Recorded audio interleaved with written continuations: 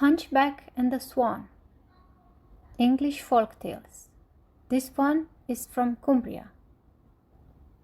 On the fell side near the lake in Grasmere is a little thatched cottage that many years ago in that cottage lived a hunchback, an old man with a hump on his back, an old man so ugly that the people in the village would have nothing to do with him. Furthermore, the hunchback was completely mute. His only friends were the animals of the forest. So sometimes when he went on collecting sticks, he was followed by a line of animals: the weasel, the rabbit, the badger, the fox, and, flying overhead, the robin and the wren. The hunchback also had one very special friend, a swan who lived down on the lake. He so loved that swan that he called her his little lady of the lake. Sometimes the swan waddled after him, and he'd half turn and stroke her beautiful curved neck. Now, one winter, the hunchback disappeared. Was he alive or was he dead? The people in the village didn't care, but the animals cared because they weren't getting their bread crumbs and their saucers of milk. So the animals went to find out. Off went the line of animals: the weasel, the rabbit, the badger, the fox, and, flying overhead, the robin and the wren. Off up the lane towards the hunchback's cottage. They made a circle around the cottage as the robin fluttered up to the window to peep in. The hunchback was lying on the bed, completely still, and the robin whispered back to the other animals, "I think he might be dead."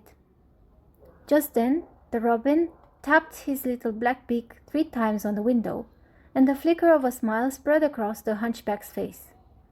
Excited, the robin reported back, "No, he's still alive, but he's desperately sick." The animals knew they needed help. They needed the help of the wisest of the birds, the wise owl, or to give it its lakeland name, the hullet. The robin flew off to the wood where the hullet was perched on a branch. Settling next to the owl, the robin reported the sickness of the hunchback.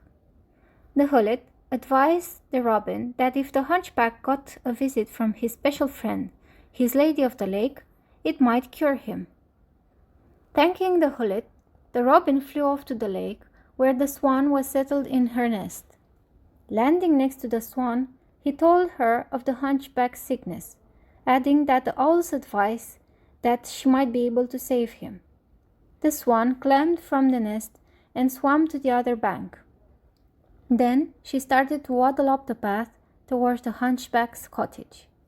So there was the swan, followed by the line of animals: the weasel, the rabbit, the badger, the fox, and, flying overhead, the robin and the wren.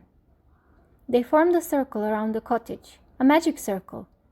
As the swan waddled up to the back door and pushed it open with her orange bill, the wren fluttered up to the window to peep in. The hunchback was lying on a white sheet. His face was as white as the sheet he was lying on, and he was completely motionless. The wren whispered to the others, "It might be too late." Then, "No, wait a minute, my lady is waddling over to the bed." The swan tapped her orange bill on the hunchback's forehead 3 times, and he started to smile. Excited, wren reported, "We're in time. He's still alive."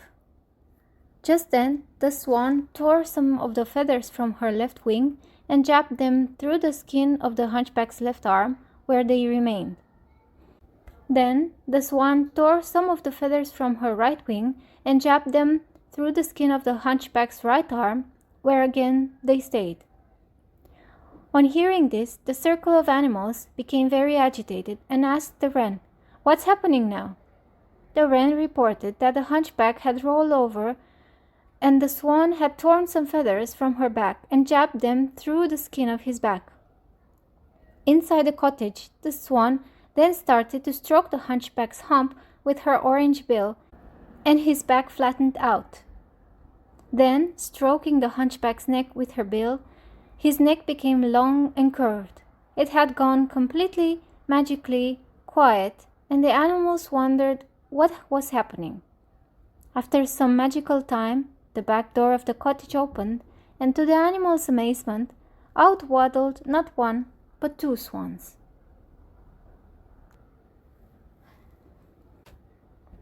Note: Taffy Thomas MBE has been at the forefront of professional storytelling for many years. Storytelling was at the heart of his legendary folk theatre company, Magic Lantern. After this, his street theatre company and the fabulous Salami Bros always had a story to tell. This journey has led him to become the first laureate of storytelling and a History Press author. This tale is a variant of Beauty and the Beast, one of the enduring motifs of traditional story. Scots traveller Duncan Williamson told this story to me at my Lakeland home, explaining it belonged there with mute swans, as the swans on his native lochs were Hooper swans, probably a different story.